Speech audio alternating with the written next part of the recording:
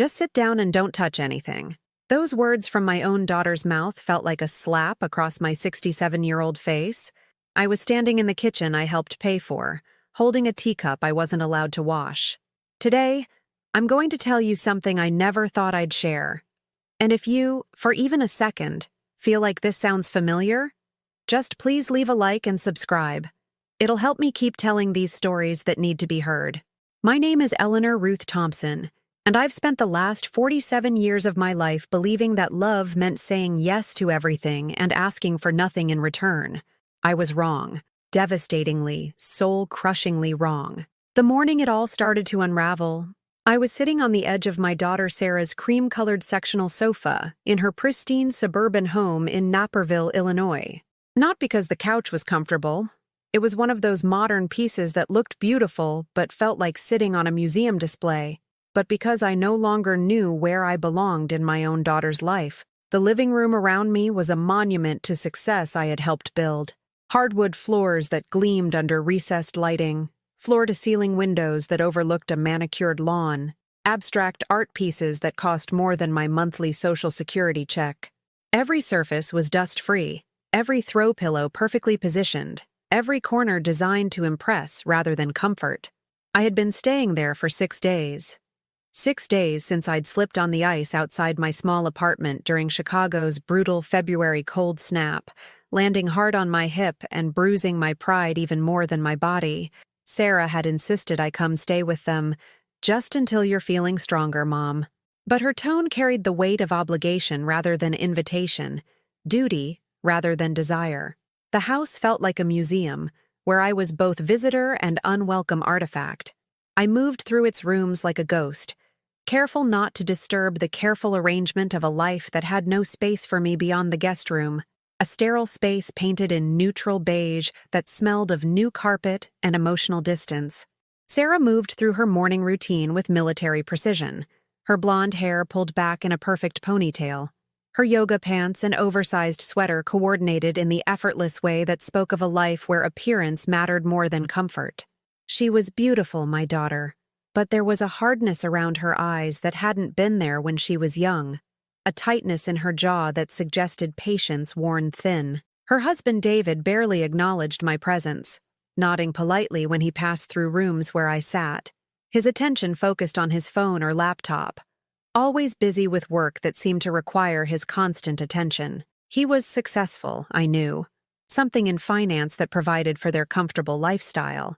But success had made him distant, as if genuine human connection might somehow diminish his professional image. Their 16-year-old son, Michael, treated me like furniture. He would walk past where I sat reading, earbuds in his ears, eyes fixed on his phone screen, moving through the house like I was simply another piece of decor to navigate around.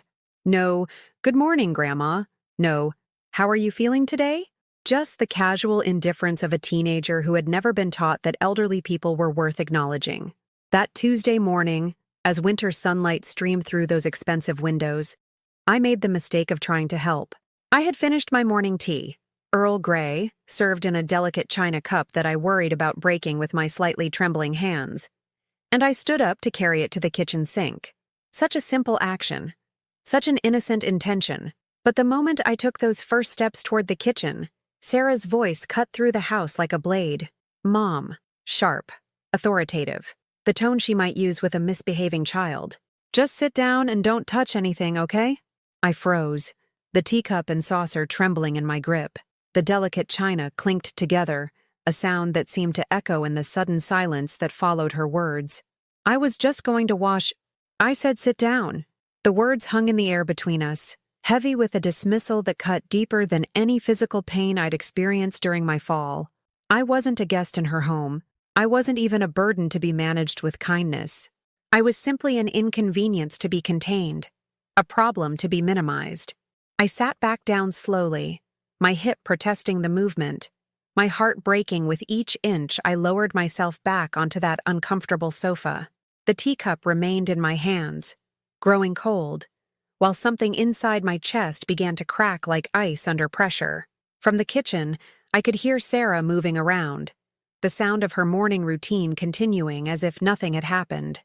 The coffee maker gurgling to life, The refrigerator opening and closing, the subtle sounds of a woman preparing for another day in a life that had no room for her aging mother's presence. David emerged from his home office, straightening his tie as he grabbed his briefcase from the counter. "Have a good day, babe," he called to Sarah, not bothering to lower his voice despite my presence just 20 feet away. "Try to get some rest," he added, and I knew he was referring to the stress of having me in their perfectly organized world. Michael thundered down the stairs, backpack slung over his shoulder, grabbing a protein bar from the pantry. He looked right through me as he headed for the garage, as if I were as invisible as the family photos on the mantel, pictures that chronicled their life together, none of which included me. As the garage door closed behind them, leaving Sarah and me alone in the house, I felt the weight of my isolation settle around me like a heavy blanket. This was my family. These were the people I had sacrificed everything for, and I had become nothing more than an unwelcome guest in the life I had spent decades helping them build. Sarah emerged from the kitchen, her travel mug in hand, her purse slung over her shoulder. She looked at me sitting there, still holding that cooling cup of tea, and for a moment I thought I saw something soften in her expression. But then she glanced at her watch, and the moment passed. "I have that presentation today," she said, her voice carefully neutral. "There's soup in the refrigerator if you get hungry. Try not to, just try to rest, okay?" And then she was gone, leaving me alone in her perfect house with my perfect silence and my perfectly broken heart. That's when I reached for my purse, pulled out the manila envelope I'd been carrying for 3 days, and began to count. Inside were copies of every check I'd written, every wire transfer I'd authorized, every financial sacrifice I'd made over the past 15 years. The mortgage down payment when they bought this house, $45,000. Michael's private school tuition, $180,000 over 12 years. David's business loan when his startup failed, $25,000. Sarah's car payment when she was between jobs, $8,000. Emergency funds for home repairs, medical bills, vacation expenses, $67,000. $325,000. My entire life savings, my late husband's life insurance, my mother's modest inheritance, all of it given freely, gladly, out of love for people who now told me to sit down and not touch anything. I sat there in their expensive silence, surrounded by the life my money had helped create, and finally understood what I had become in their eyes. Not a mother, not a grandmother, not even a person deserving of basic courtesy. I was just an ATM with arthritis and an inconvenient pulse. And in that moment, something inside me that had been dying slowly for years finally took its last breath. As I sat there holding that cold teacup, memories began flooding back like water through a broken dam, each one a reminder of how I'd gotten to this moment, sitting in a house I'd helped buy, being told not to touch anything by a daughter I'd given everything to. It started when Sarah was 24 and fresh out of Northwestern University. She'd called me crying from her tiny studio apartment in Lincoln Park, her voice breaking as she explained how her entry-level marketing job barely covered her student loans, let alone rent in the city she desperately wanted to call home. "Mom, I know you've already done so much," she'd sobbed into the phone while I sat in my modest kitchen in Schaumburg, stirring a pot of soup that would be my dinner for the next 3 days. "But I'm drowning here. The apartment is falling apart, and they want to raise my rent again. I just need help with the security deposit for something better. Just this once. Just this once." Those 3 words would echo through the next 2 decades of my life like a cruel joke. I'd taken money from the emergency fund Frank and I had built over 20 years of marriage, money we'd saved for the retirement trips we'd never take, since he'd died of a heart attack just 6 months earlier. $8,000 for Sarah's new apartment deposit and first month's rent. Money that represented dozens of double shifts I'd worked as a nurse at Advocate Lutheran General, feet aching, back screaming, but always pushing through because that's what mothers do. "I'll pay you back, Mom," she'd promised, her voice already lighter now that her problem was solved. "As soon as I get my next promotion." The promotion never came, but the requests did.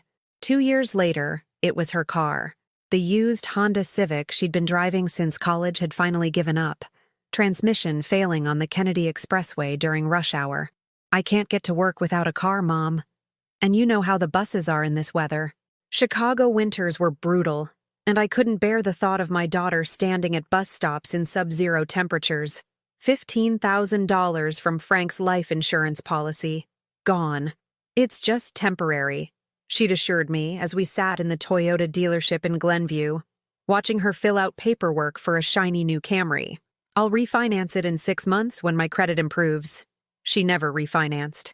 When the payments became too much, I quietly took over the loan without telling her, letting her believe she was managing her own financial responsibilities while I bled my savings account dry, one monthly payment at a time. Then came David. Tall, handsome, ambitious David with his MBA from University of Chicago and his startup dreams. Sarah was 30 when she brought him home for the first time, her eyes bright with the kind of love that makes a mother both happy and terrified. He was charming, I'll give him that. Smooth talker who knew exactly what to say to make people feel important. "Mrs. Thompson," he'd said, taking my hand in both of his as Sarah beamed beside him. "Sarah tells me you were a nurse for 40 years. That's incredible dedication. Healthcare heroes like you are the backbone of this country." Pretty words. Empty words, as it turned out. When his tech startup began failing 3 years later, drowning in debt and broken promises to investors, it was my phone that rang at 11:30 on a Tuesday night. "Mom, I'm sorry to call so late," Sarah had whispered, clearly trying not to wake David. "But we're in real trouble. David's company is going under, and if we don't find $25,000 by Friday, they're going to sue him personally. They could take everything we have, everything they had. A condo I'd helped them buy, furniture I'd co-signed for when their credit wasn't good enough, a life built on foundations I'd laid with my own financial bones. I'd withdrawn the money from my retirement account, paying penalties and taxes that ate up another $8,000. When I handed David the cashier's check, his gratitude felt performative, like he was reading from a script. "I'll pay you back with interest, Eleanor," he'd promised, using my first name in that familiar way that felt more like dismissal than respect. "As soon as I get the new business off the ground." The new business never materialized. David found a job in corporate finance, and life went on as if that $25,000 had never existed. But the pattern was established. I was the safety net, the emergency fund, the solution to every financial crisis that threatened their comfortable existence. When Sarah got pregnant with Michael, she'd called me from the doctor's office, voice shaky with what I thought was joy, but turned out to be panic. "Mom, the insurance doesn't cover everything. The deductible is $8,000, and that's just for the delivery. If there are complications," she'd trailed off, letting the implications hang in the air. 8,000 more.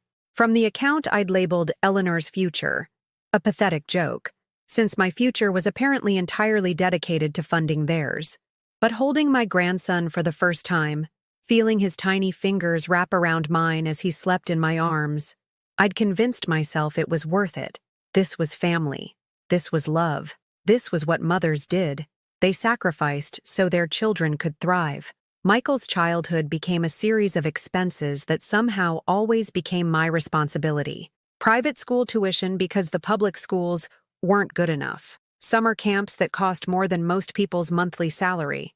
Tutoring, music lessons, sports equipment, college prep courses, all of it justified as investments in his future that I was expected to fund. "You know we'd pay for it ourselves if we could, Mom," Sarah would say, usually while standing in her granite-countered kitchen, wearing clothes that cost more than my monthly grocery budget. But with the mortgage and David's car payment, we're just stretched so thin. Stretched thin. While they took vacations to Cabo and Aspen, posting photos on Facebook of their beautiful family living their beautiful life. While I clipped coupons and bought generic brands and wore the same 3 sweaters I'd owned for a decade. The requests became routine, expected.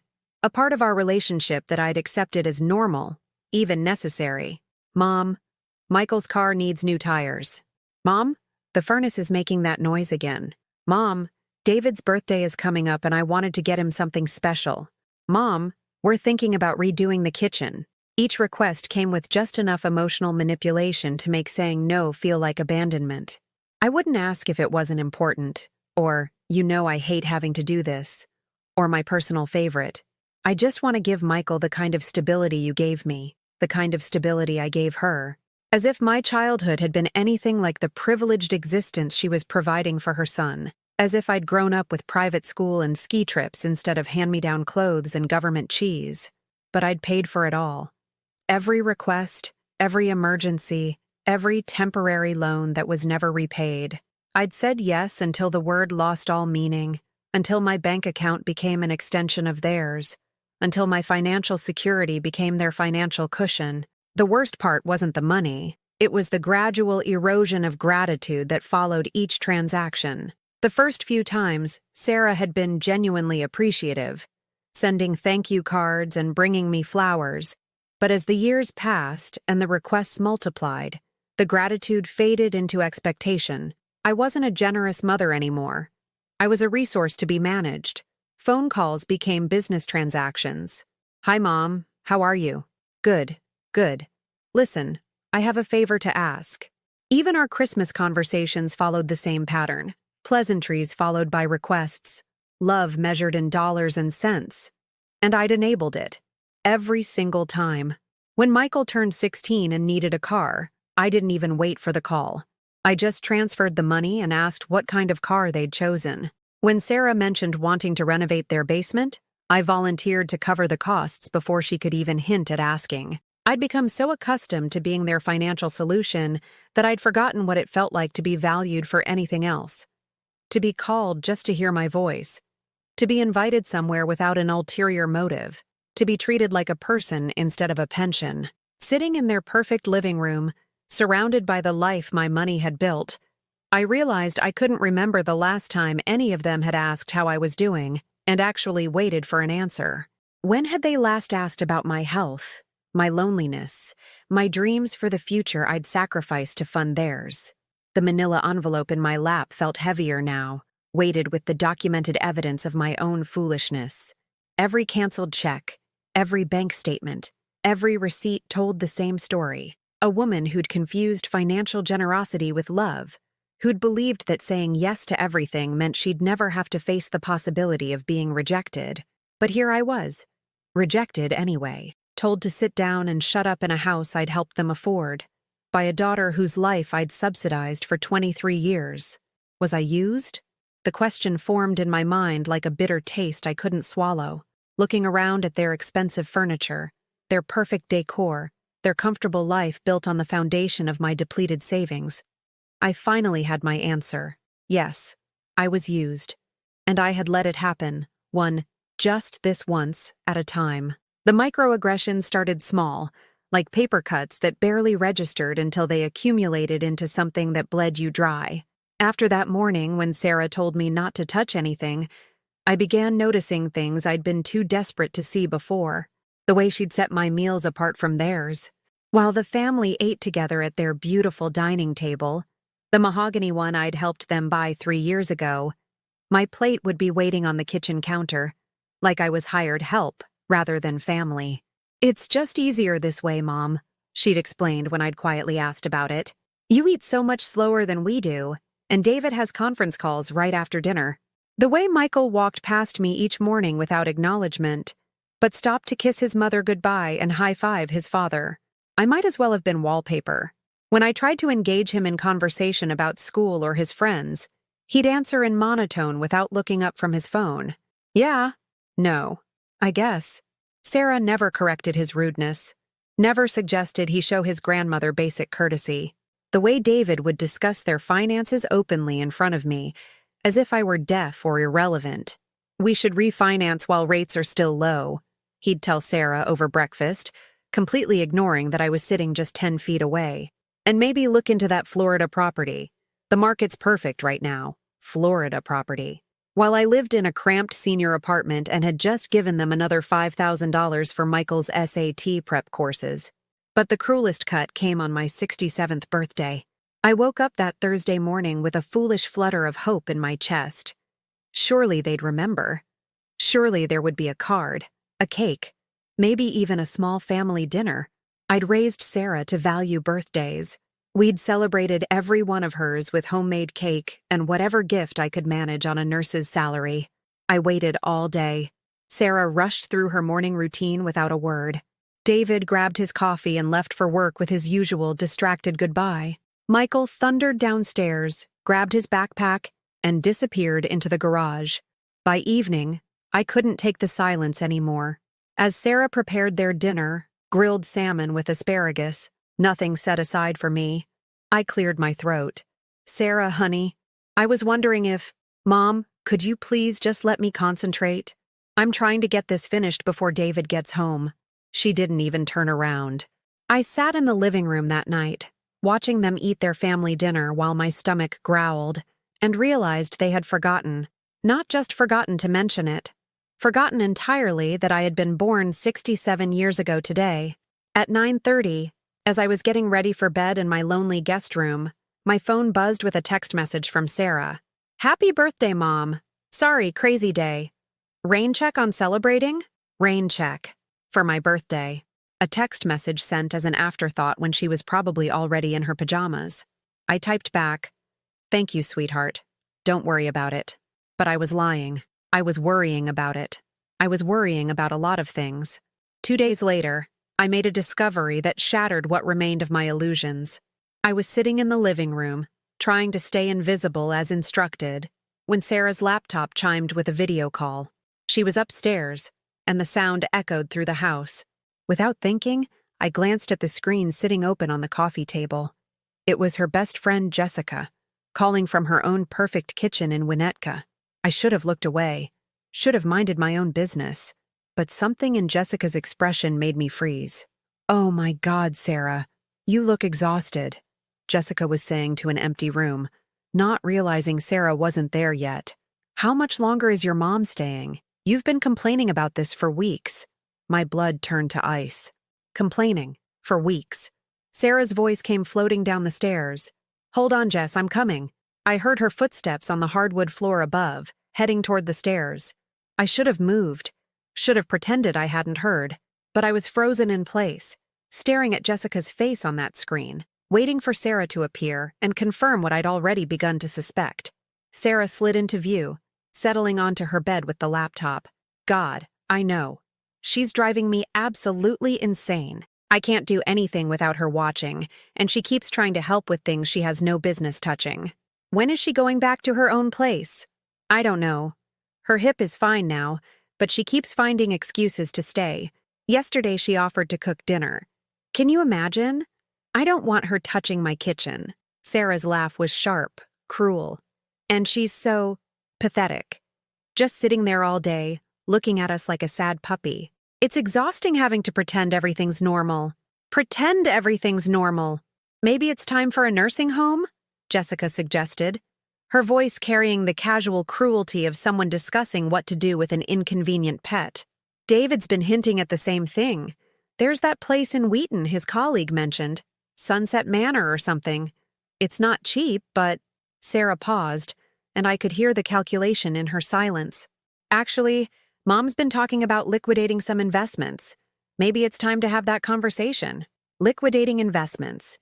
They wanted access to the rest of my money, and they wanted me warehoused somewhere I couldn't inconvenience them with my presence. You're terrible, Jessica laughed. But honestly, I don't know how you've managed this long. My mother-in-law stayed with us for 2 weeks once, and I nearly had a breakdown. The worst part is the guilt. She's given us so much money over the years, you know? So I feel like I owe her something. But God, the woman has no boundaries. No sense of when she's not wanted. No sense of when she's not wanted. The words hit me like physical blows, each one precisely aimed at what remained of my dignity. I sat there, 20 feet away from my daughter, listening to her discuss me like I was a burden to be managed rather than a mother who had sacrificed everything for her happiness. "How much money are we talking about?" Jessica asked with the casual nosiness of someone who loved drama that didn't directly affect her. "Oh, easily over 300,000 over the years. College, the house down payment, David's business disasters, Michael's school, vacations, emergencies." She's basically funded our entire lifestyle." Sarah's tone was matter of fact, as if she were discussing a business arrangement rather than her mother's life savings. "Jesus, Sarah, that's a lot of money." "I know, which is why I feel trapped now. I can't just kick her out after everything she's done for us, but I'm going crazy having her here. She's like a ghost haunting our life. A ghost. That's what I'd become to them. A ghost who paid rent in cash and tears." "What does David think?" "He's been incredibly patient, but I can tell he's over it too. Yesterday he asked how much longer we were going to play house with Eleanor the ATM. She giggled at her husband's nickname for me. He's not wrong, though. That's basically what she's been for years. Our personal bank account with feelings. Eleanor the ATM. The cruelty of it took my breath away. You know what you should do?" Jessica leaned closer to her camera, her voice dropping to a conspiratorial whisper. "Start documenting everything. Her confusion, her neediness, her inability to take care of herself. Build a case for why she needs professional care. Then you can move her into a facility with a clear conscience. That's actually not a terrible idea. And if she balks at the cost, remind her that it's her money anyway. She's been supporting you guys for years. Now it's time for her to support herself." They talked for another 10 minutes, discussing my future like I was a problem to be solved rather than a person to be loved. They mapped out strategies for accessing my remaining assets, debated the merits of different senior living facilities, and laughed about David's cruel nickname for me. When Sarah finally ended the call, I sat in the darkening living room, my whole body shaking with a rage I hadn't felt in decades. Not just anger at their betrayal, but fury at my own stupidity. How had I been so blind? How had I confused manipulation with love for so many years? I thought about every sacrifice I'd made, every check I'd written, every time I'd said yes when I should have said no. I'd funded their comfort while accepting their contempt. I'd paid for the privilege of being dismissed, ignored, and discussed like livestock. Eleanor the ATM. That night, lying in the guest room they probably couldn't wait to reclaim, I made a decision that would change everything. I pulled out my phone and scrolled to a number I hadn't called in months. "Robert?" I whispered into the darkness. "It's Eleanor. I know it's late, but I need your help. I need to know exactly what I own, what's in my name, and what my options are." Robert Chen had been Frank's lawyer and mine for 15 years. Patient, thorough, and discreet. If anyone could help me understand my position, it was him. "Eleanor, is everything all right? You sound upset." "I'm fine," I lied. "But I need to meet with you tomorrow. There are some things I need to understand about my finances, some decisions I need to make." "Of course. Should I be concerned about anything specific?" I thought about Sarah's laughter as she called me a ghost, about David's cruel nickname, about their plans to warehouse me in a nursing home while spending the rest of my money. Let's just say I'm finally ready to take control of my own life. When I hung up the phone, something had fundamentally shifted inside me.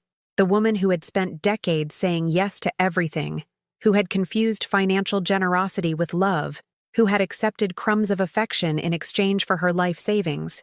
That woman was dying, and in her place something stronger was being born, something that was done being anyone's ATM. Meeting with Robert Chen the next morning felt like stepping into a different version of myself, one I barely recognized but was desperate to become. His law office in downtown Schaumburg was exactly as I remembered. Mahogany bookshelves, leather chairs that had witnessed decades of life-changing conversations, and the quiet dignity of a man who'd spent his career helping people navigate their most difficult moments. "Eleanor," he said, standing to greet me with the warmth that had made Frank trust him implicitly. "Please sit down. Tell me what's troubling you." For the next 2 hours, I laid out everything. The forgotten birthday, the overheard conversation, the casual cruelty of being called Eleanor the ATM. Robert listened without judgment, occasionally making notes on his yellow legal pad, his expression growing more serious with each revelation. When I finished, he leaned back in his chair and studied me for a long moment. "Eleanor, I'm going to ask you a difficult question, and I need you to be completely honest with me. Do you want to be generous to your family, or do you want to be respected by them?" The question hit me like a physical blow. Can't I have both? In your situation? I don't believe so. Your family has learned that your love comes with a checkbook attached. They've never had to earn your respect because they've never had to work for your support. He set down his pen and fixed me with a steady gaze. The Eleanor I met 20 years ago with Frank was strong, independent, nobody's fool. What happened to her? I started crying then. Not the quiet tears I'd been shedding for weeks, but deep, body-shaking sobs that came from a place I'd kept locked away for too long. I don't know, I whispered. I think I lost her somewhere between trying to buy love and being afraid of being alone. Robert handed me tissues and waited patiently for my tears to subside. Well, let's see if we can find her again. But it's going to require some difficult decisions. He opened a file folder and spread documents across his desk. Bank statements, investment portfolios, property deeds. The paper trail of my financial life laid bare. You're not as powerless as you think, Eleanor. You have more control than they realize. The question is, are you ready to use it? By the time I left Robert's office, I had a plan. More importantly, I had something I'd lost years ago. A sense of my own worth that wasn't measured in dollars spent or favors granted. I returned to Sarah's house that afternoon with a small cardboard box and a quiet determination that felt foreign but exhilarating. Sarah was in the kitchen, preparing her usual elaborate dinner, while pointedly ignoring my empty place at the counter. "How was your doctor's appointment, Mom?" she asked without looking up, her voice carrying the forced politeness she'd perfected over the years. I hadn't been to a doctor's appointment. I'd been with a lawyer, planning my liberation, but I wasn't ready to reveal that yet. "Fine, sweetheart. But I need to talk to you and David tonight. All of us together." Something in my tone made her glance up. "Is everything okay? You sound different." "Everything's going to be just fine. Could you ask David to postpone his conference call? This won't take long, but it's important." That evening, as the three of us sat in their living room, Michael had conveniently disappeared to his room. I opened my cardboard box and began removing items. Bank statements, canceled checks, wire transfer receipts, property documents. Each piece of paper represented a piece of my life I'd given away. "Mom, what's all this?" Sarah asked, her voice tight with something that might have been anxiety. "This," I said, spreading the documents across their expensive coffee table, "is a record of every financial gift I've given your family over the past 23 years.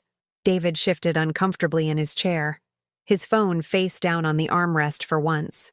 "Eleanor, if this is about money, it's about respect," I interrupted, surprised by the steadiness of my own voice. Or rather, the complete lack of it. I picked up the first document, Sarah's apartment deposit from 1999. $8,000 so you could live in Lincoln Park instead of a studio in Rogers Park. Sarah's face paled. "Mom, you said that was a gift." "It was, just like this was." I held up David's business loan paperwork. $25,000 to save your husband's failed startup.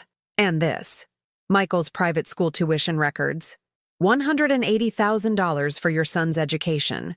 I continued through the pile, each document a monument to my own foolishness and their casual acceptance of my sacrifices. By the time I finished, the coffee table looked like evidence in a fraud trial.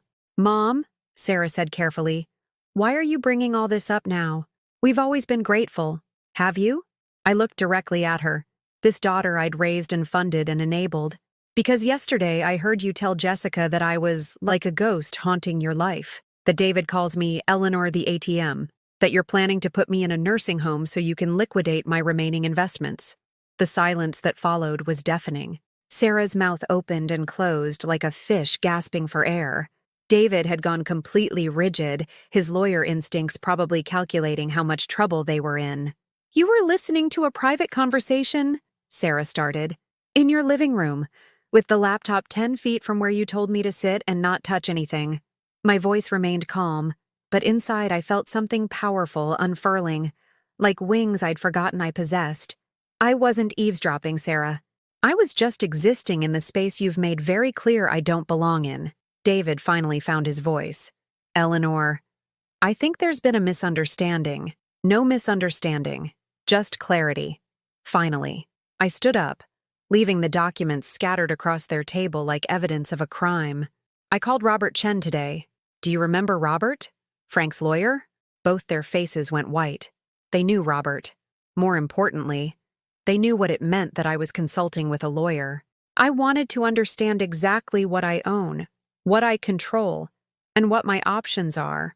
The results were illuminating. Sarah leaned forward, her perfect composure cracking. Mom, whatever you're thinking of doing, I'm thinking of a lot of things, Sarah. For instance, did you know that I'm still the co-signer on this house? That my name is on 51% of the deed because your credit wasn't good enough to qualify for the mortgage on your own? The blood drained from David's face. That was just a formality. Was it?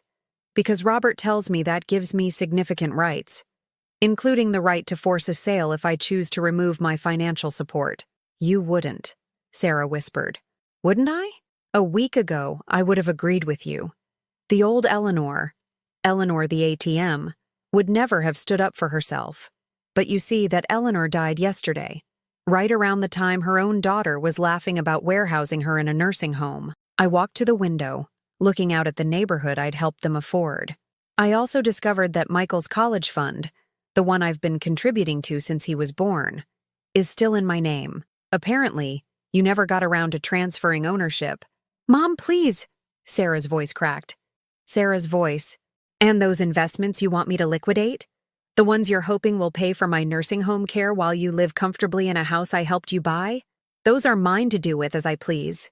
I turned back to face them, these people I'd loved and sacrificed for and enabled for so many years. They looked terrified, and for the first time in decades, I felt powerful. Here's what's going to happen, I said, my voice steady and clear. I'm going back to my apartment tomorrow. Michael can keep his college fund, but only if he personally apologizes for treating me like furniture for the past 6 months. And going forward, our financial relationship is over. Permanently. But Mom, Sarah stood up, tears starting to form in her eyes. You can't just... I can, and I will. Unless you'd prefer to discuss this in family court, where I'd be happy to present evidence of how you've systematically exploited and emotionally abused an elderly family member. David found his voice. You're being irrational, Eleanor. We're family. Family doesn't call each other ATMs. Family doesn't plot to steal from each other. Family doesn't treat elderly members like unwanted furniture. I picked up my purse, suddenly exhausted but oddly exhilarated. I'll be packing tonight. Don't worry. I'll be very careful not to touch anything that doesn't belong to me. As I headed toward the stairs, Sarah called after me, her voice desperate now. Mom, wait. We can talk about this. We can work something out. I paused at the bottom of the staircase and looked back at her. This beautiful, entitled woman I'd raised to believe the world owed her everything, and she owed nothing in return. Sarah, for 23 years, whenever you needed something, you called me. When you were scared, I comforted you. When you were broke, I funded you. When you were in trouble, I saved you. But when I needed comfort after losing my independence, when I needed kindness after injuring myself, when I needed love after feeling worthless, you told me to sit down and shut up. I started up the stairs, then stopped. There's nothing to work out. You've shown me exactly who you are. I'm just finally choosing to believe you. Behind me, I could hear Sarah crying, and David's voice, low and urgent, probably calculating their financial exposure. But for the first time in years, their crisis wasn't my emergency. That night, as I packed my few belongings in the guest room they couldn't wait to reclaim, I heard them arguing downstairs. Voices raised, panic evident, the sound of people who'd suddenly realized their safety net had developed a spine. And I smiled. Actually smiled. Because Eleanor the ATM was dead. And Eleanor the person was finally ready to live. The silence in my own apartment was different from the silence at Sarah's house. There, silence had been imposed. A reminder that I was unwelcome, tolerated, barely visible. Here, in my modest 2-bedroom apartment in Schaumburg, silence was a choice. My choice. I set my small suitcase down in the bedroom and looked around at the space I'd been so eager to escape just a week ago. The furniture was older, the carpets showed wear, the kitchen appliances hadn't been updated in a decade. But everything here was mine, chosen by me, paid for by me, arranged to suit my comfort rather than someone else's aesthetic. For the first time in months, I could breathe fully. The first thing I did was something I hadn't done in years. I made myself a proper breakfast. Not the quick toast and coffee I usually grabbed before rushing to meet someone else's schedule, but Eggs Benedict with Canadian bacon, fresh orange juice, and coffee made exactly the way I liked it. Strong enough to stand a spoon in. I set the table with my good china, the set Frank and I had received as a wedding gift 43 years ago. The plates had small chips, and the gold rim had faded, but they were beautiful to me because they were ours, chosen when we believed we had forever ahead of us to use them for special occasions that never seemed special enough. Today felt special enough. As I ate in the morning light streaming through my kitchen window, I realized I couldn't remember the last time I'd tasted my food, really tasted it. For years, meals had been fuel consumed while worrying about someone else's problems, planning my next financial rescue, or sitting silently while being excluded from conversations happening around me. This morning, I tasted everything. The richness of the hollandaise sauce I'd made from scratch, the tang of the orange juice, the bitter comfort of coffee strong enough to wake the dead. Even the silence had flavor, sweet and liberating and entirely mine. My phone buzzed with a text from Sarah. "Mom, we need to talk. This is ridiculous. You're being dramatic over nothing." I read it twice, then deleted it without responding. For the first time in decades, someone else's emergency wasn't my priority. Around noon, I did something I hadn't done since Frank died. I went shopping for myself, not grocery shopping for necessities, not hunting for bargains to stretch my budget, but actual shopping for things I wanted. The boutique in downtown Schaumburg was small and elegant, the kind of place I'd always walked past while carrying bags from discount stores. The saleswoman, a woman about my age with silver hair and kind eyes, greeted me without the patronizing tone I'd grown accustomed to from younger staff. "I'm looking for something special," I told her. "Something that makes me feel like myself again." She smiled as if she understood exactly what I meant. "I think I have just the thing." 20 minutes later, I was standing in front of a three-way mirror wearing a sapphire blue dress that made my eyes look brighter and my shoulders look straighter. It was expensive, more than I'd spent on clothing in 2 years, but it fit perfectly and made me feel like the woman I'd been before I'd disappeared into other people's needs. "It's perfect," the saleswoman said. "But more importantly, how do you feel?" I looked at myself in the mirror. Really looked. Not just the quick glances to make sure I was presentable for other people. I saw a woman with silver hair that caught the light beautifully, with eyes that still held intelligence and strength, with a figure that had carried her through 67 years of living. "I feel like me," I said, surprised by the truth of it. I bought the dress, and a coordinating scarf, and a pair of shoes that made me 2 inches taller. As I walked back to my car carrying my purchases, I caught my reflection in a store window and almost didn't recognize myself. I was standing straighter, walking with purpose, smiling at nothing in particular. When was the last time I'd smiled at nothing in particular? That evening, I did something even more radical. I made dinner reservations for one. The restaurant was a small Italian place in Arlington Heights that I'd always wanted to try but never had, either because it was too expensive when Frank was sick or because Sarah would dismiss it as not worth the drive when I'd suggested it for family gatherings. The hostess seated me at a corner table with a view of the kitchen, where I could watch the chefs work their magic. I ordered wine, a real glass of wine, not the cheap stuff I usually bought, and studied the menu without calculating the cost of each item. When the server came to take my order, I chose the lobster ravioli and cream sauce, the most expensive item on the menu. Not because I was being rebellious, but because it sounded delicious and I wanted it. "Celebrating something special tonight?" the server asked, noting my new dress and the way I was savoring the wine. "Yes," I said. "I'm celebrating being alive." She smiled, perhaps thinking I was being dramatic. But I wasn't. For the first time in years, I felt truly alive. Not just existing, not just functioning, but actually living. The food was extraordinary. Each bite was a revelation of flavors I'd forgotten existed. I ate slowly, without rushing to clear the table for someone else, or worrying about whether I was taking too long. I watched other diners, listened to conversations, observed the careful dance of the staff. I was present in my own life for the first time in decades. Halfway through dinner, my phone rang. David's name appeared on the screen. I watched it ring, then go to voicemail. 2 minutes later, it rang again. This time, I turned it off completely. Whatever crisis they were having, whatever emergency required my immediate attention, whatever financial disaster needed my intervention, it could wait. Or better yet, they could handle it themselves. I finished my dinner, ordered dessert, tiramisu that was worth every calorie, and sat with my coffee, watching the world continue to turn without me rushing to fix anyone else's problems. When I finally returned home, I found 17 missed calls and 12 text messages. The panic in their voices was palpable as I listened to the voicemails. Mom, this is getting out of hand. Call me back. Eleanor, we need to discuss this like adults. This silent treatment isn't solving anything. Mom, Michael wants to apologize. Please call us back. Look, maybe we got off on the wrong foot. Let's start over. Mom, I'm worried about you. This isn't like you. That last message made me laugh out loud. This isn't like you. They were absolutely right.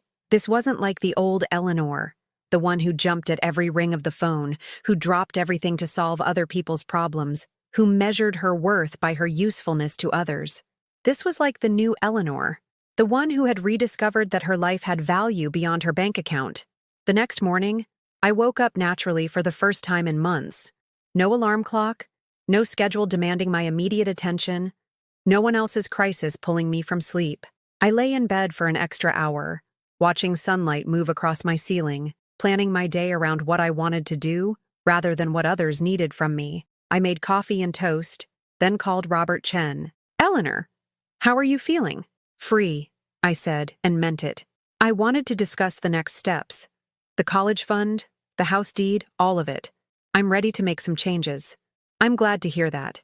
But before we talk about legal matters, I have to ask, are you sure about this? Family relationships are complicated, and once you take certain steps, they can't be undone. I thought about Sarah's voice calling me a ghost, about David's cruel nickname, about Michael's indifference, about my forgotten birthday and the nursing home conspiracy. Robert, I've spent 23 years trying to buy love with money. It doesn't work. All it does is teach people that you're worth exactly what you can provide for them, and not a penny more. And if they never speak to you again, the question should have terrified me. For years, the thought of losing my family had been my greatest fear. But sitting in my quiet apartment, wearing my new dress, still tasting the memory of last night's perfect dinner, I realized something profound had shifted. Then I'll finally know where I stand, I said, and I'll be free to build relationships with people who actually want me in their lives. That afternoon, I did something I hadn't done in 15 years. I called my old friend Margaret from the hospital where I used to work. We'd lost touch when life got busy, when Sarah's demands began consuming all my free time, when I stopped having energy for friendships that didn't revolve around crisis management. Eleanor Thompson! My God, I haven't heard from you in ages. How are you? Her voice was warm, genuinely happy to hear from me. We talked for over an hour, catching up on our lives, our health, our dreams for the future. She told me about her volunteer work at the animal shelter, her watercolor painting classes, her book club. You should join us, she said. We meet every Thursday at the library. This month we're reading The 7 Husbands of Evelyn Hugo. It's absolutely scandalous and wonderful. I'd like that, I said, realizing I meant it. I'd like that very much. As I hung up the phone, I realized that for the past hour, no one had asked me for money. No one had described a crisis they needed me to solve. No one had made me feel guilty for existing. Margaret had called me by my name, asked about my interests, shared her own experiences, and invited me to participate in her life simply because she enjoyed my company. This, I thought, is what normal relationships feel like. That night, I made a list of things I wanted to do. Not things I should do or things others expected me to do, but things that would bring me joy. Learn to paint, take a cooking class, visit the botanical gardens, read books that interested me, travel somewhere I'd never been. For the first time in decades, my future belonged to me, and it felt like the most precious gift I'd ever received. 3 days into my new life, they showed up at my door. I was in my kitchen, humming while preparing lunch. A simple grilled cheese sandwich that I was making exactly the way I liked it, with real butter and thick-cut cheddar, when I heard the urgent knocking. Through the peephole, I could see all three of them. Sarah clutching a bouquet of grocery store flowers, David holding what looked like a folder of documents, and Michael standing behind them looking deeply uncomfortable. For a moment, I considered not answering. The old Eleanor would have opened the door immediately, would have invited them in, would have started apologizing before they even spoke. But the new Eleanor took her time, finished making her sandwich, and only then walked to the door. "Hello," I said, opening it just wide enough to see their faces but not wide enough to suggest they were welcome inside. "Mom," Sarah began, her smile brittle and desperate. "We brought you flowers. Your favorites. Daisies." They weren't daisies. They were chrysanthemums, and they'd never been my favorites. But I said nothing.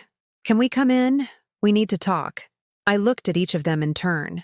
Sarah, beautiful and manipulative, already calculating her next move. David, uncomfortable but determined, probably having rehearsed whatever legal argument he planned to make. And Michael, 16 years old, and finally looking at me like I was an actual person instead of furniture. "You can come in," I said, stepping aside. "But this is my home, and we'll do this on my terms." They filed into my small living room, looking around with barely concealed disdain at my modest furniture and outdated decor. I watched Sarah's eyes catalog everything: the worn carpet, the old television, the family photos they'd never asked about, and I could practically hear her thinking about all the money they'd taken that could have improved this place. "Mom, you look—" Sarah paused, taking in my new dress, my styled hair, the confidence I was wearing like armor. "You look different." "I feel different," I said, settling into my favorite chair, the recliner Frank had bought me for our 20th anniversary that Sarah had always called hideous. "What can I do for you?" David cleared his throat and opened his folder. "Eleanor, we've been thinking about our conversation the other night, and we realize there may have been some misunderstandings." "No misunderstandings," I interrupted. "Perfect clarity, actually. You've been using me as a personal bank account for over 2 decades while treating me like an unwelcome burden. What's misunderstood about that?" Sarah set the flowers on my coffee table with shaking hands. "Mom, that's not fair. We love you. We've always loved you." "Love," I repeated, tasting the word like something bitter. "Tell me, Sarah, what does your love look like? Because from where I sit, your love looks like forgotten birthdays, separate meals, and conversations about putting me in a nursing home so you can spend my money." Her face crumpled, and for a moment I saw the little girl who used to crawl into my bed during thunderstorms. But then I remembered her laughing with Jessica about Eleanor the ATM, and my heart hardened again. "That was taken out of context," she said weakly. "Was it? What's the proper context for calling your mother an ATM? What's the appropriate situation for discussing someone like their livestock you need to warehouse?" David leaned forward, his lawyer training kicking in. "Eleanor, emotions are running high here. Let's focus on practical matters. About the house deed.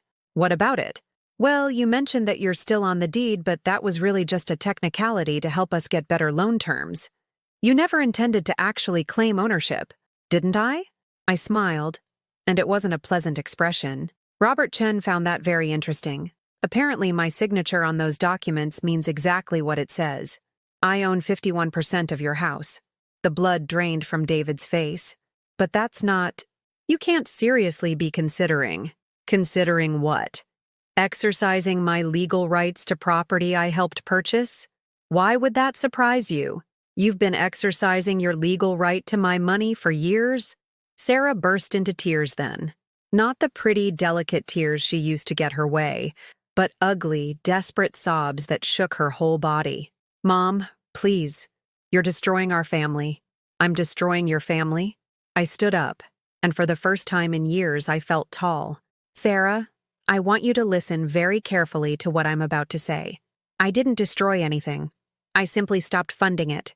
Michael shifted uncomfortably in his chair, and I turned to him. "Do you have something to say to me, young man?" He looked at his parents, then back at me, his face red with embarrassment. Grandma, I'm sorry for ignoring you, for being rude. I didn't realize—" You didn't realize what? That you mattered. I mean, you always mattered. But I didn't think about how I was treating you. Mom and Dad always said you liked helping us, that it made you happy to give us money. So I thought, you thought I was a walking wallet who enjoyed being taken advantage of? No, I mean, maybe? I don't know. I'm 16. I don't understand grown-up stuff. His voice cracked slightly. But I know I was mean to you, and I'm sorry. It was the first genuine emotion I'd heard from any of them. Not manipulation, not calculation, just honest regret from a boy who'd been taught by his parents that his grandmother's only value was financial.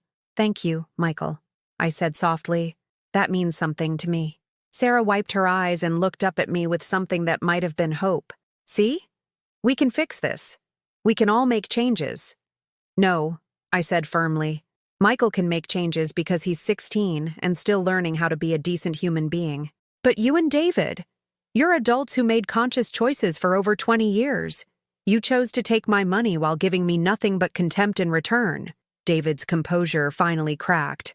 What do you want from us, Eleanor? An apology? Fine. I'm sorry. We're all sorry. But you can't just destroy everything we've built together. Together? I laughed, and it came out harder than I intended. David, what exactly did we build together? Because from where I sit, I built your comfortable life while you built resentment for having to pretend to tolerate me. That's not true, isn't it? When was the last time either of you called me just to talk? Not to ask for money, not to dump a problem in my lap, but just to see how I was doing? When was the last time you invited me somewhere without needing me to pay for it? When was the last time you treated me like family instead of like a service provider? They stared at me in silence, and I knew they couldn't answer, because the answer was never. Or so long ago that it might as well have been never. I spent 23 years believing that if I just gave enough, loved enough, sacrificed enough, you would eventually see me as more than just a source of emergency funds. But you know what I learned last week? People don't value what they don't earn. And you've never had to earn my love, so you've never learned to value it. I walked to my desk and pulled out a manila envelope. Not the one with the financial records, but a new one Robert had prepared for me. These are legal documents, I said, setting the envelope on the coffee table between us. They formally transfer Michael's college fund to his name alone, with conditions. He gets the money for education expenses only, and only if he maintains a relationship with me that isn't based on what I can provide for him. Michael's eyes widened. Grandma, you don't have to. Yes, I do, because unlike your parents, you apologized and meant it, and because you're young enough to learn that relationships should be based on love and respect, not financial transactions. I looked at Sarah and David, who were staring at the envelope like it might explode. As for the two of you, our financial relationship is over. No more bailouts, no more temporary loans, no more funding your lifestyle while you treat me like hired help. But the house, David started. We'll be fine as long as you can make the payments yourselves. I'm not going to force a sale unless you try to manipulate me or Michael into resuming the old patterns. Consider my share of the equity my final gift to you both. Sarah looked up at me with tears streaming down her face.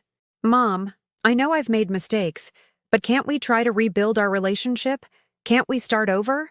For a moment, looking at my daughter's broken expression, I felt the old familiar tug of maternal instinct, the desire to fix her pain, to make everything better, to sacrifice myself on the altar of her comfort.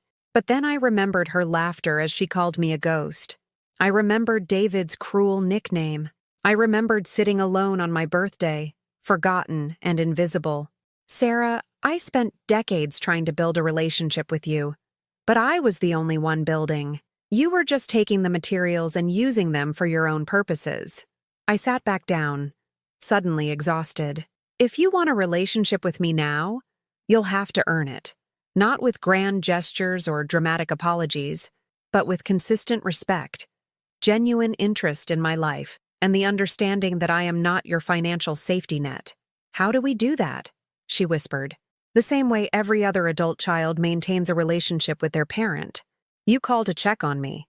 You invite me to dinner, and you pay. You remember my birthday. You ask about my interests and listen to the answers. You treat me like someone whose company you actually enjoy instead of someone whose presence you endure. I stood up again, signaling that this conversation was over. And if you can't do those things, if the only relationship you're capable of having with me is one where I fund your life while you barely tolerate mine, then I'd rather have no relationship at all. The silence that followed was profound. I could see them processing what I'd said, calculating whether they could actually change decades of ingrained behavior, wondering if they even wanted to try. Finally, David cleared his throat. We should go. Give you some space to process everything. I'm not the one who needs to process anything, I said. I'm perfectly clear about where I stand. The question is whether you can figure out where you want to stand. As they reached the door, Michael turned back. Grandma, would it be okay if I called you sometime, just to talk? I'd like that very much, I said, and meant it. After they left, I sat in my quiet apartment, surrounded by the fading scent of flowers I'd never asked for, and felt something I hadn't experienced in years: peace. Not the exhausted collapse that followed crisis management, not the temporary relief of a problem temporarily solved, but actual peace, the deep, settling quiet of someone who had finally stopped trying to control things beyond her control. I picked up the phone and dialed Margaret's number. Eleanor, how lovely to hear from you again so soon. Margaret, about that book club you mentioned. What time do you meet on Thursdays? And for the first time in 23 years, I made plans that had nothing to do with anyone else's needs but my own. 6 weeks after the confrontation, I was standing in front of an easel in the community center on Algonquin Road, holding a paintbrush like it was a magic wand, which, in a way, it was. Don't think so hard about it, Eleanor, said Patricia, our art instructor, a vibrant woman in her 70s who wore paint-splattered aprons like designer gowns. Let the brush move where it wants to go. Art isn't about perfection, it's about expression. I looked at the canvas in front of me, where I'd been attempting to paint the view from my apartment window. What had started as a realistic landscape was slowly transforming into something more abstract, more emotional. The tree outside my bedroom window had become a swirl of gold and crimson, the sky a wash of purple and orange that had never existed in nature, but felt true to my heart. I think I'm doing it wrong, I said, laughing at the beautiful mess I was creating. There's no wrong way to paint your feelings, Patricia replied. What are you feeling right now? I paused, brush hovering over the canvas, and considered the question seriously. What was I feeling? For so many years, I'd been numb, focused entirely on everyone else's emotions while my own lay dormant. Now, at 67, I was learning to identify and express feelings I'd forgotten I possessed. Free, I said, adding a bold stroke of yellow across the canvas. I feel free. The painting class had been Margaret's suggestion, and it was one of the best decisions I'd made in years. Twice a week, I joined a group of 8 women and 2 men, all of us past retirement age, all of us discovering that creativity didn't have an expiration date. We painted, we laughed, we shared stories about our lives, and nobody asked me for money or treated me like a burden. Eleanor, you're glowing, said Betty, the woman who painted at the easel next to mine. She was 83, a former teacher who'd started painting after her husband died 5 years ago. Whatever you're doing, it's working. I caught my reflection in the window and realized she was right. My cheeks had color again, my eyes were bright, and I was standing straighter. Even my hair looked better. I'd found a new stylist who actually listened to what I wanted instead of giving me the generic old lady cut I'd been accepting for years. More importantly, I was dressing for myself again. The sapphire blue dress had been just the beginning. I'd bought clothes that made me feel confident, colors that complemented my skin tone, fabrics that felt good against my body. I'd even bought new lingerie, not because anyone would see it, but because I deserved to feel beautiful from the inside out. Thank you, I said to Betty. I feel like I'm finally living my own life. After class, Margaret and I walked to the coffee shop next door, a ritual we'd established over the past month. These conversations had become precious to me, genuine exchanges between 2 people who enjoyed each other's company without any hidden agendas. How's your family situation? Margaret asked gently as we settled into our usual corner booth. She knew the broad strokes of what had happened, but she didn't pry or offer unsolicited advice. She simply listened. which was a luxury I'd forgotten existed.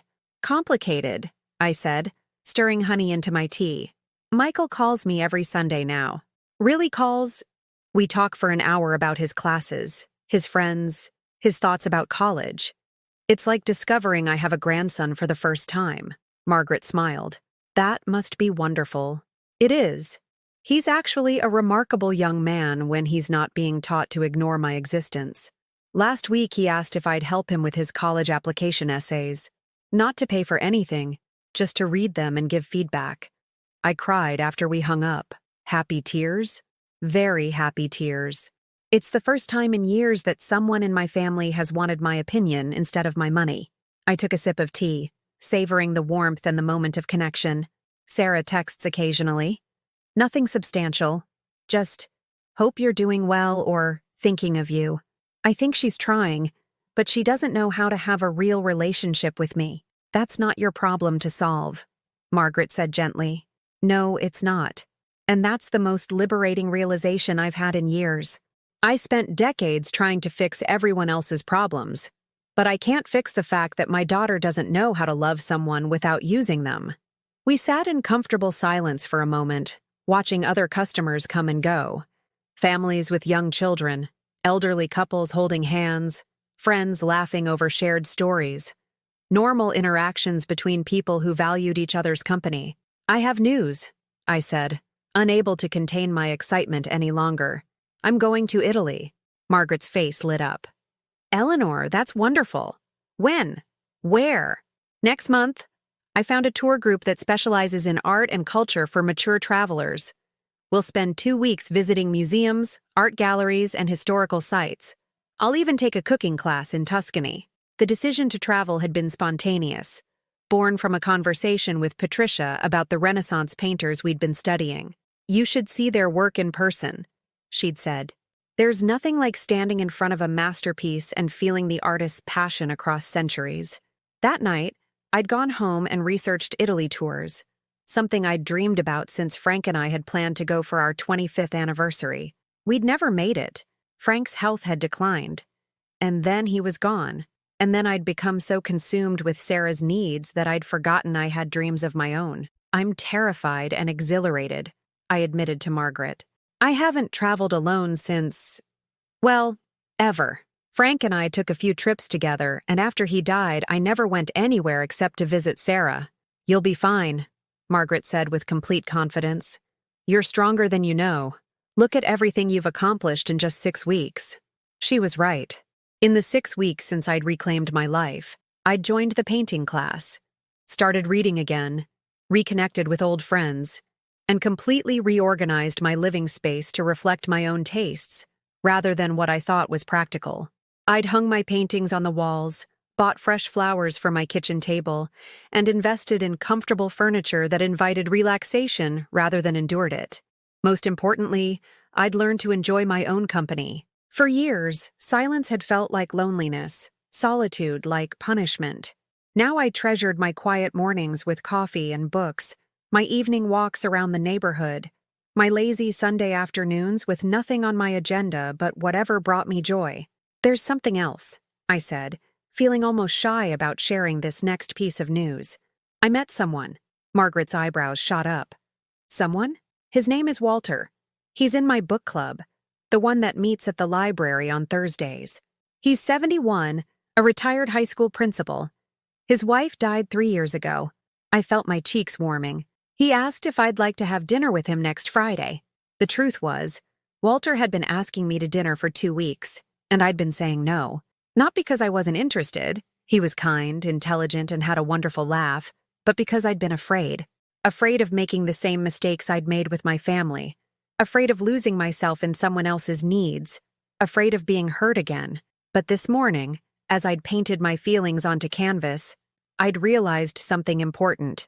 I wasn't the same woman who'd spent decades sacrificing herself for others. I was someone who knew her own worth, who had boundaries, who could enter a relationship as an equal partner rather than a desperate supplicant. And you said yes? Margaret prompted. I said yes. We're going to that new French restaurant in Palatine. He's picking me up at 7, and I'm going to wear my red dress, the one I bought last week. The one that makes you look like a movie star? That's the one. I laughed, feeling giddy in a way I hadn't experienced since I was a teenager. I'm 67 years old, and I feel like I'm going on my first date. In many ways, you are, Margaret said wisely. It's your first date as the person you really are, not the person you thought you had to be to deserve love. That evening, I sat in my newly arranged living room, surrounded by my paintings and fresh flowers, and called Michael for our weekly conversation. He answered on the second ring, his voice warm with genuine pleasure. "Hi, Grandma. How was your week?" "Wonderful," I said, settling into my favorite chair. "I finished a new painting, had lunch with Margaret, and I have some exciting news to share." "What's your news?" "I'm going to Italy next month, and I have a dinner date on Friday." Michael's laughter was pure joy. "Grandma, that's amazing. Italy sounds incredible, and good for you for dating. Mom's going to flip when she finds out." The comment should have made me anxious, but instead, I felt oddly peaceful. "Your mother's reactions are no longer my responsibility, Michael. I'm living my life for me now." "I know, and it's awesome. You sound so much happier, so much more, I don't know, alive?" "I feel alive," I said, surprised by how much I meant it. "For the first time in years, I feel like I'm actually living instead of just existing." We talked for another hour about his college plans, his friends, a girl he liked but was too nervous to ask out. I gave him advice based on my own recent experiences with courage and taking chances. And for the first time in our relationship, I felt like I was talking to an equal, not a child to be funded, but a young man whose opinion I valued and whose company I genuinely enjoyed. After we hung up, I poured myself a glass of wine and sat on my small balcony, watching the sunset paint the sky in shades of pink and gold. My phone buzzed with a text from Walter. "Looking forward to Friday. Hope you like French food," I typed back. "I'm looking forward to it too. And I'm willing to try new things these days." As I hit send, I realized how profoundly true that statement was. I was willing to try new things, to take risks, to be vulnerable in ways I'd never allowed myself to be. I was willing to travel alone, to make new friends, to potentially fall in love again. I was willing to live. The woman who'd sat in Sarah's living room 6 weeks ago, accepting being told to sit down and not touch anything, felt like a stranger to me now. That woman had been so afraid of being rejected that she'd accepted being used, so desperate for love that she'd confused financial generosity with emotional connection. But this woman, the one sitting on her balcony with wine and dreams and a date on Friday, this woman knew her worth. She knew that real love didn't require payment, that true relationships were built on mutual respect and genuine affection, not guilt and obligation. For the first time in 23 years, I was excited about my future, not because of what I could provide for others, but because of what I might discover about myself. And tomorrow I would start planning my Italian adventure, not as an escape from my life, but as a celebration of it. 6 months later, I was sitting at a cafe in Florence, sketching the Ponte Vecchio in my art journal, when my phone buzzed with a text from Sarah. "Mom, I saw your Italy photos on Facebook. You look radiant. I'm happy for you." I set down my pencil and looked at the message for a long moment. No request for money. No crisis that needed my immediate attention. No guilt trip or manipulation. Just a daughter acknowledging her mother's happiness without trying to claim credit for it or diminish it with her own needs. I typed back, "Thank you, sweetheart. Italy has been magical." It had been magical. Not just the art and architecture, the food and wine, the breathtaking landscapes that made my heart sing, but the woman I discovered myself to be when freed from other people's expectations. I'd made friends with my tour group, laughed until my sides hurt at dinner conversations, and fallen in love with the person I was when nobody needed anything from me. The woman in the photos Sarah had seen bore little resemblance to the ghost who'd haunted her living room 8 months ago. This woman wore bright colors and genuine smiles. She stood confidently in front of masterpieces, her arms spread wide as if embracing the world. She looked like someone who knew her own worth, because I finally did. My phone rang, interrupting my reflection. Walter's name appeared on the screen, and I smiled as I answered. "Buongiorno, beautiful," he said, his voice warm across the ocean. "How's my world traveler today?" Living my best life, I said, and meant it completely. I'm sitting by the Arno River, sketching bridges and thinking about how different I feel from the woman who left Chicago 2 weeks ago. Different how? I considered the question, watching Italian families stroll past my cafe table, their conversations animated and affectionate. Complete, I think. For so many years, I felt like I was missing pieces of myself, pieces I'd given away to keep other people happy. But here, surrounded by art that survived for centuries, I realize I didn't lose those pieces. I just forgot they existed. Walter's chuckle was soft and understanding. We'd grown close over the past few months, building our relationship on the foundation of two people who'd learned that love was about addition, not subtraction. He enhanced my life without requiring me to diminish it. I can't wait to hear all about it when you get home, he said. I have news too. Remember that art showing I mentioned? The community center wants to feature your Florence series when you return. My heart fluttered with excitement. Really? They want to show my work? Patricia says your paintings have a quality of joy that's infectious. People need to see that kind of hope. After we hung up, I sat in the Italian sunshine and marveled at the life I'd built from the ashes of my old one. A life where people valued my art, my thoughts, my company. A life where I traveled because I wanted to see the world, not because I was running from problems I couldn't solve. A life where love was freely given and gratefully received, not purchased with fear and desperation. My journal was open beside me, filled with sketches and observations from my trip. On the first page, I'd written a quote from one of the museums. Art is not what you see, but what you make others see. Below it, I'd added my own reflection. Life is not what others need from you, but what you create for yourself. The cafe was bustling with the lunch crowd when Michael called, right on schedule for our Sunday conversation that had continued even across time zones. Grandma, how's Italy treating you? Like a queen, I said, laughing at the pure joy in his voice.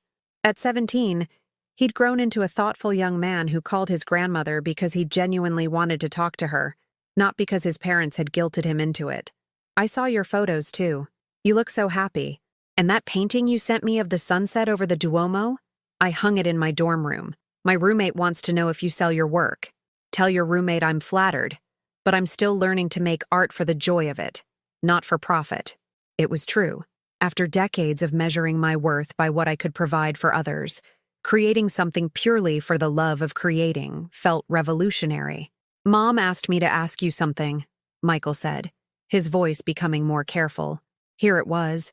I'd been wondering when Sarah would find a way to approach me indirectly about something she wanted. What does she want to know? She wanted me to ask if you'd be willing to have dinner with all of us when you get back. No agenda, she said. Just family dinner. She knows it's a lot to ask after everything, but she misses you. I watched a young couple at the next table sharing tiramisu, feeding each other bites and laughing at some private joke. They looked like they genuinely enjoyed each other's company, like being together was a gift rather than an obligation. What do you think, Michael? Do you think your mother has learned to miss me? Or does she miss what I used to provide for her? He was quiet for a long moment. I think she's learning the difference. She's been different since you stopped giving them money. More stressed about some things, but also more, I don't know, real? Like she's having to figure out who she is when she can't depend on you to fix everything. And how do you feel about that? Honestly, I think it's good for her. And for Dad, too. They had to get real jobs and real budgets and figure out their own problems. They're not as comfortable as they used to be, but they seem more like actual adults now. His insight surprised me. At 17, he understood dynamics that had taken me 67 years to recognize. Tell your mother yes, I said. I'll have dinner with you all, but at a restaurant, not at your house, and everyone pays their own way. Really, really. But Michael, I need you to understand something. I'm not the same grandmother who used to say yes to everything. I'm not going to resume being the family ATM. If your parents can't accept that, if they try to guilt me or manipulate me back into the old patterns, I'll leave, and I won't come back. I understand.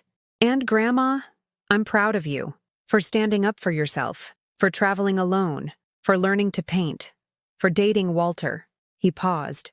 You're like a completely different person, but also like who you were supposed to be all along, if that makes sense. It made perfect sense. I was exactly who I was supposed to be when I stopped trying to be who everyone else needed me to be. After we hung up, I ordered another espresso and opened my journal to a fresh page. At the top, I wrote, "What I've learned at 67. Below it, I began listing the lessons that had cost me hundreds of thousands of dollars and decades of unhappiness to learn. 1. You cannot buy love. You can only rent the appearance of love, and the lease always expires. People will treat you exactly as badly as you allow them to. Set boundaries or become a doormat. Family is not an excuse for abuse, neglect, or exploitation. Blood relations don't entitle anyone to treat you poorly. You are not responsible for other adults' financial emergencies, emotional crises, or life choices. If someone only calls you when they need something, you are not their loved one. You are their resource. It's never too late to learn who you really are when you stop being who everyone else needs you to be. Solitude is not loneliness. Sometimes being alone is the greatest gift you can give yourself. The word no is a complete sentence. You don't owe anyone an explanation for protecting your peace. Real love doesn't require payment. If you have to fund it, it isn't love. You deserve to be wanted for who you are, not what you can provide. As I wrote, I thought about all the women my age who might be reading this story, recognizing themselves in my journey. Women who'd spent decades sacrificing their own dreams for ungrateful children, manipulative partners, or demanding relatives. Women who'd confused financial generosity with love, who'd believed that saying no meant being selfish. I wanted them to know what I'd learned. It's never too late to reclaim your life. It's never too late to demand respect. It's never too late to discover that you are worthy of love that doesn't come with a price tag attached. That evening, as I prepared for my last night in Florence, I received one more message. This one was from David. "Eleanor, I owe you an apology. Not because I want something from you, but because you deserved better from us. I hope someday I can show you the man I'm trying to become, instead of the one who took advantage of your generosity." I stared at the message for a long time. It was the first time David had ever acknowledged his behavior without trying to justify it. The first time he'd apologized without immediately asking for something in return. I typed back, "Thank you, David. That means more than you know." And it did.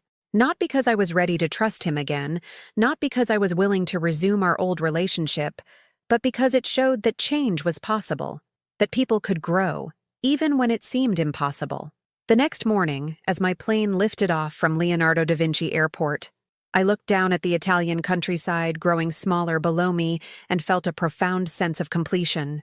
I was returning to Chicago not as the woman who'd left, desperate for approval, willing to buy love, afraid of her own worth, but as someone entirely new, someone who knew that the most important relationship she'd ever have was the one with herself, someone who understood that love was not something you earned through sacrifice, but something you deserved simply by being human, someone who had learned that the word no was not cruelty, it was self-care. As we flew over the Atlantic, I opened my journal one last time and wrote, "Today I am flying home to a life I chose, not one that was chosen for me. Today I am enough, exactly as I am. Today I am finally, completely, unapologetically free." And reader, let me ask you this. Have you ever felt like Eleanor did? Invisible, used, valued only for what you could provide rather than who you are? Have you ever given and given until you had nothing left, only to be told it still wasn't enough? Have you ever been someone's emotional or financial ATM? If this story touched your heart, please share it in the comments. Tell me about your own journey to finding your worth, or about someone you know who needs to hear Eleanor's message. And if you found hope in Eleanor's transformation, please like this video and subscribe to this channel. These stories matter. They reach people who need to know they're not alone, that change is possible, that it's never too late to choose yourself. Because sometimes the bravest thing you can do is finally learn to say no.